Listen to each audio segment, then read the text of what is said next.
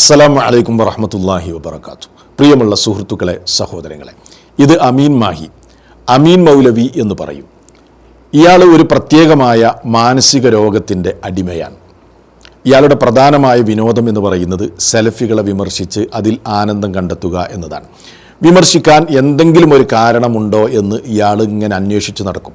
എന്നിട്ട് മുറി ക്ലിപ്പുകൾ, അതല്ലെങ്കിൽ പണ്ഡിതന്മാരുടെ ക്ലിപ്പുകൾ കട്ടുമുറിക്കുക, സെലഫികളെക്കുറിച്ച് കള്ളം പറഞ്ഞുകൊണ്ട് പ്രസംഗിക്കുക, അവാസ്തവമായ കാര്യങ്ങൾ പറയുക, വളരെ പ്രാധാന്യം കുറഞ്ഞ വിഷയങ്ങളുടെ പിറകിൽ കൂടുക. എന്നിട്ട് അതൊക്കെ കൊണ്ടുവന്ന് വിമർശിച്ച് ഇയാൾ എന്ത് ചെയ്യും? അതിലിങ്ങനെ വീഡിയോ ചെയ്ത് ആനന്ദം കണ്ട് സന്തോഷിക്കുന്ന പ്രത്യേകമായ ഒരു മാനസികാവസ്ഥയുള്ള ഒരാളാണ് ഈ ചങ്ങാതി അമീൻ മൗലവി എന്ന് പറയുന്ന ഇയാൾ. കുറച്ച് ദിവസങ്ങളായി ഇയാൾ എൻ്റെ പിറകിലാണ്. എൻ്റെ ക്ലിപ്പുകൾ ഇങ്ങനെ കട്ടുമുറിച്ച് ഞാനതിൻ്റെ യാഥാർത്ഥ്യം എന്താണ് എന്ന് നേരിട്ട് പോയി ഇയാളുടെ വാട്സപ്പിൽ 2-3 ദിവസങ്ങളായി, അല്ലെങ്കിൽ ഒരാഴ്ചയോളമായി ഇയാൾക്കത് വിശദീകരിച്ചു കൊടുത്തിട്ടും എൻ്റെ നിലപാടുകൾ പറഞ്ഞു കൊടുത്തിട്ടും പിന്നെയും എൻ്റെ ക്ലിപ്പ് മുറിച്ച് കൊണ്ടുവന്ന് ഇയാൾ കഴിഞ്ഞ ദിവസം വീഡിയോ ചെയ്ത് ആനന്ദിച്ച് അതിലിങ്ങനെ സന്തോഷം കണ്ടെത്തിയിരിക്കുകയാണ് ടിയാൻ. ഇതാണ് ഇയാളുടെ അവസ്ഥ. ഈ സൂഫികൾ മതചിഹ്നമായി കൊണ്ട് നടക്കുന്ന ശറഅ് മുന്തിച്ച പദങ്ങളുണ്ട് അല്ലാഹുവിൻ്റെ റസൂലിനെ വിശേഷിപ്പിക്കാൻ, നബിയുള്ള, റസൂലുള്ള എന്നൊക്കെയാണത്. അതിനൊന്നും പ്രാധാന്യമില്ലാതെ പിൽക്കാലഘട്ടത്തിൽ ചില സൂഫികൾ, പിഴച്ചുപോയ സൂഫികൾ ഹബീബുന എന്നൊക്കെയുള്ള ചില പ്രയോഗങ്ങൾ കൊണ്ടുവന്ന് അത് മതചിഹ്നമായി കൊണ്ട് നടക്കുന്നതിനെ വിമർശിച്ചുകൊണ്ട് ഞാൻ സംസാരിച്ചിരുന്നു. അതിൽ എൻ്റെ നിലപാട് ഇമാമിയങ്ങൾ കൃത്യമായ നിലക്ക് വിശദീകരിച്ചിട്ടുണ്ട്. അത് ഞാൻ പറഞ്ഞു, വിശദീകരിച്ച് വീഡിയോ ചെയ്തിട്ടും അത് വ്യക്തമാക്കി കൊടുത്തിട്ടും ഇയാൾ പിന്നെയും അതിൻ്റെ പിറകിൽ കൂടി വീഡിയോ ചെയ്ത് ആനന്ദിച്ച് അയാളിങ്ങനെ സന്തോഷിച്ച് നടക്കണം. കാരണം ഇയാൾക്ക് കുറച്ച് റീച്ച് കിട്ടണം.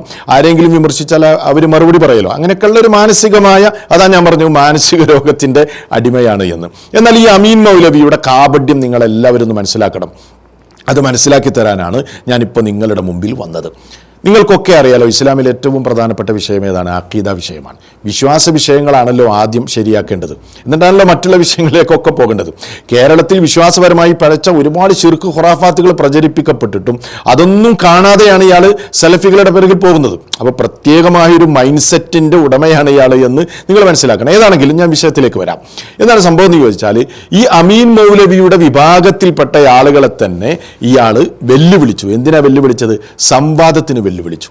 ഈ സ്വന്തം വിഭാഗത്തിൽപ്പെട്ടവരെ സംവാദത്തിന് വെല്ലുവിളിച്ചു. സംവാദത്തിന് ഇയാൾ വെല്ലുവിളിച്ചപ്പോൾ ആ വിഭാഗം ആ സംവാദം ധൈര്യപൂർവ്വം ഏറ്റെടുത്ത ആളുകൾ പറഞ്ഞു, നമുക്ക് അമീൻ മൗലവി വാട്സപ്പിൽ ചർച്ച ചെയ്യാം. ഇത് അഖീദ വിഷയമായതുകൊണ്ട് നീണ്ടുപോകുന്ന ചർച്ചയാണ്. ചിലപ്പോൾ 2-3-4 മാസമൊക്കെ നീണ്ടുപോകാൻ സാധ്യതയുണ്ട്. അപ്പോൾ നമുക്കതിൽ തെളിവുകളൊക്കെ കാണിച്ച് അതിൽ നമുക്ക് ചർച്ച ചെയ്യാലോ എന്ന് പറഞ്ഞു. അപ്പോൾ ഇയാൾ പറഞ്ഞു, വാട്സാപ്പിലൊന്നും പറ്റൂല, പരസ്യമായി തന്നെ സംവാദം നടക്കണം. മാത്രമല്ല അത് വീഡിയോ ചെയ്യണം. നിങ്ങൾ വഷളാകുമ്പോൾ നിങ്ങളുടെ ഇളിഭ്യരാകുന്ന മുഖം ജനങ്ങൾ കാണണം എന്നൊക്കെ പറഞ്ഞുകൊണ്ട് ഇയാൾ വെല്ലുവിളിച്ചു എന്ന് മാത്രമല്ല, നിങ്ങൾ സംവാദത്തിന് വരുമ്പോൾ നിങ്ങൾക്ക് ഡ്യൂട്ടിക്ക് പോകാൻ പറ്റില്ലെങ്കിൽ, ശമ്പളം പോകുന്നുണ്ടെങ്കിൽ 4 മാസത്തെ ശമ്പളം ഞാൻ തരാം എന്ന് മാത്രമല്ല, കിതാബുകൾ കൊണ്ടുവരാനുള്ള ട്രക്കും ഞാൻ പറഞ്ഞയക്കാം എന്നൊക്കെ വീരവാദം മുഴക്കിക്കൊണ്ട് ഇയാൾ എന്തു ചെയ്തു? സംവാദത്തിനാണ് വെല്ലുവിളിച്ചു. സംവാദത്തിന് വെല്ലുവിളിച്ചപ്പോൾ ബഹുമാനപ്പെട്ട മരണപ്പെട്ടു പോയ നമ്മുടെ സുബൈർ കൗസരി ഉസ്താദ്, അള്ളാഹു അദ്ദേഹത്തിൻ്റെ പരലോകം ധന്യമാക്കുമാറാകട്ടെ, അദ്ദേഹത്തിൻ്റെ പാപങ്ങൾ പുറത്തു കൊടുക്കുമാറാകട്ടെ, അദ്ദേഹത്തിൻ്റെ ശിഷ്യന്മാരിൽപ്പെട്ട മുഹമ്മദ് ഇഖ്ബാൽ സാഹിബ് ആ വെല്ലുവിളി ധൈര്യസമേതം ഏറ്റെടുത്തു. ശരി, പരസ്യമായി സംവാദത്തിന് ഞാൻ തയ്യാറാണ് എന്ന് അദ്ദേഹം പറയുകയും ഈ കഴിഞ്ഞ മെയ് 9 ആ സംവാദം അദ്ദേഹം ഏറ്റെടുത്തത്. ശരിക്കും നിങ്ങൾ മനസ്സിലാക്കണം, മെയ് 9 ആ സംവാദം മുഹമ്മദ് ഇഖ്ബാൽ സാഹിബ് ഏറ്റെടുത്തപ്പോൾ ഈ അമീൻ മൗലവി എന്താ ചെയ്തതെന്ന് അറിയോ? മുങ്ങി.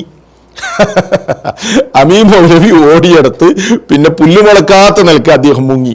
മെയ് കഴിഞ്ഞപ്പോൾ ജൂൺ, ജൂലൈ, ഓഗസ്റ്റ്, സെപ്റ്റംബർ, ഇപ്പോൾ അത് ഒക്ടോബറായി. ഏകദേശം 5 മാസത്തോളമായിട്ടും ഇതുവരെയും അമീൻ മൗലവി സംവാദത്തിന് തയ്യാറായിട്ടില്ല. മനസ്സിലാക്കണം നിങ്ങൾ. അപ്പോൾ ഈ സംവാദത്തിന് ഇയാൾ തയ്യാറാകാതെ ഒളിച്ചോടുമ്പോൾ എന്ത് ചെയ്തു എന്നറിയോ? ഇഖ്ബാൽ സാഹിബ് അദ്ദേഹത്തിൻ്റെ വാട്സാപ്പിൽ നിന്ന് അമീൻ മൗലവിക്ക് മെസ്സേജ് അയച്ചു. അപ്പോൾ എന്താ ഈ അമീൻ മൗലവി ചെയ്തതെന്നറിയോ? വാട്സാപ്പ് ബ്ലോക്കാക്കി. അപ്പോൾ അദ്ദേഹം ഫോണിൽ നിന്ന് വിളിച്ചു ഡേറ്റ് ചോദിക്കാൻ, അതേപോലെ സ്ഥലം പറയാൻ വേണ്ടി. അപ്പോൾ ഇയാളാണെന്ന് മനസ്സിലായപ്പോൾ കോളും അദ്ദേഹം ബ്ലോക്കാക്കി. അപ്പോൾ ഫേസ്ബുക്കിൽ ചെന്ന് ഇയാളുടെ വീഡിയോക്ക് താഴെയൊക്കെ കമൻ്റ് ഇട്ടുകൊണ്ട് ഇത് ചോദിച്ചു ഇഖ്ബാൽ മൗലവി. അപ്പോൾ എന്താ ചെയ്തതെന്നറിയോ? ഫേസ്ബുക്കും ഇയാൾ ബ്ലോക്കാക്കി. അമീനെ, നിനക്കിത് നിഷേധിക്കാൻ കഴിയോ? പറ്റുമെങ്കിൽ നീ ഒന്ന് നിഷേധിക്ക്. നീ ഇങ്ങനെ സെൽഫികളുടെ പിറകിൽ കൂടുന്നല്ലോ, എൻ്റെ പിന്നാലെ കുറെ നാളായല്ലോ, ഇതൊക്കെ നീ പറയിപ്പിച്ചതാണ്. ഫേസ്ബുക്കും നീ ബ്ലോക്കാക്കി അല്ലേ? മാത്രമല്ല ഇഖ്ബാൽ മൗലവി എന്ത് ചെയ്തു എന്നറിയോ? വേറെ അദ്ദേഹത്തിൻ്റെ വൈഫ്, കുടുംബത്തിലെ അതേപോലെ വൈഫിൻ്റെ കുടുംബത്തിൽപ്പെട്ടവരുടെയൊക്കെ 12ഓളം ഫോണിൽ നിന്ന് ഈ അമീൻ മൗലവിയെ വിളിച്ചു. ഇത് ഇഖ്ബാൽ മൗലവിയാണ് എന്ന് മനസ്സിലായാൽ അപ്പോൾ ആ 12ഓളം ഫോണും ഇയാൾ ബ്ലോക്കാക്കി. 20 തവണയോളം ഈ സംവാദത്തിന് വേണ്ടിയിട്ട് വിളിച്ചിട്ടുണ്ടാവും. പക്ഷേ ഇതുവരെയും അദ്ദേഹം ഉത്തരം ചെയ്തില്ല എന്ന് മാത്രമല്ല, മധ്യസ്ഥന്മാർ മുഖേന ഈ അമീൻ മാഹിയെ ബന്ധപ്പെടാൻ വേണ്ടി ശ്രമിച്ചു, അതിൽ നിന്ന് ഒഴിഞ്ഞു മാറി. ഈ അമീൻ മാഹിയുടെ ശിഷ്യന്മാർ മുഖേന ബന്ധപ്പെടാൻ ശ്രമിച്ചു, പക്ഷേ അതിൽ നിന്നും ഒക്കെ ഇയാൾ ഒളിച്ചോടുകയാണ് ചെയ്തത്. 4-5 മാസമായിട്ട് യാതൊരു അഡ്രസ്സും കൊടുക്കാതെ സംവാദത്തിന് വീരവാദം മുഴക്കിയിട്ട് ഏറ്റവും പ്രധാനമായ അഖീദ വിഷയം അവിടെ കിടപ്പുണ്ട്, അത് ചർച്ച ചെയ്യാൻ തയ്യാറാകാതെ ഓടി നടക്കുന്ന അമീൻ മാഹി. ഞാനിത് വെറുതെ പറയുന്നതല്ല. ഇഖ്ബാൽ മൗലവി ഇയാളെ വിളിക്കുന്ന ചില ക്ലിപ്പുകൾ നിങ്ങളൊന്ന് കേട്ടു നോക്കുക. അപ്പോൾ ഇതിൻ്റെ യാഥാർത്ഥ്യം ഒന്ന് നിങ്ങൾക്ക് മനസ്സിലാവും. കേട്ടോളി. ഹലോ, ഉസ്താദല്ലേ എന്നെ ചർച്ചക്ക് നേരിട്ട് ക്ഷണിച്ചത്? ഉസ്താദല്ലേ? പിന്നെ പിന്നെ എന്തിനാണ് എന്റെ നമ്പറൊക്കെ ബ്ലോക്ക് ചെയ്യണം? എന്തിനാണ് വിളിക്കുന്ന നമ്പറൊക്കെ? അല്ല, ഞങ്ങൾ അതൊക്കെ ഞാൻ നേരിട്ടിരിക്കുമ്പോ ഞാൻ പറയാം, വ്യവസ്ഥക്ക് ഇരിക്കുമ്പോ. കട്ടാക്കി, കോള് കട്ടാക്കി, അടുത്ത കോള് കട്ടാക്കി. ഹലോ ഹലോ, പറയും. സംവാദത്തിന്റെ തീയതി ഒന്ന് പറയാമോ? ഏതെന്നോ? പറയാം, പറഞ്ഞല്ലോ. പറയും. വെയിറ്റ് ചെയ്യുന്ന തീയതി വരെ വെയിറ്റ് ചെയ്യുന്നതിനാണോ? വിഷയാവതരണം നമുക്ക് നേരിട്ടല്ലാതെ ചർച്ചയില്ലല്ലോ. അതെ, നേരിട്ടല്ലാതെ ചർച്ചയില്ല. പിന്നെ എന്താണ് വിഷയാവതരണത്തിന്റെ വിഷയം പറയുന്നത്? ഒഴിഞ്ഞു മാറണമെന്തിനാ? നിങ്ങൾ പേടിക്കണമെന്തിനാ? ആർജവത്തോട് കൂടി തീയതി പറ.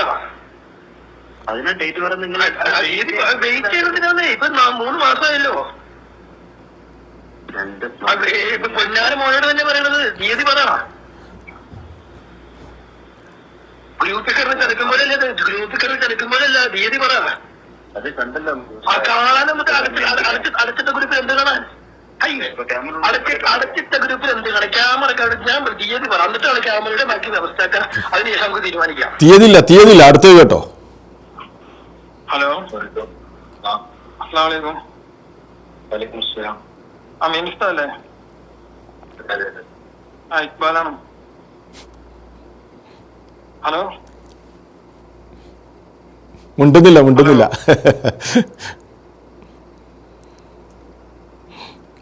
ഹലോ,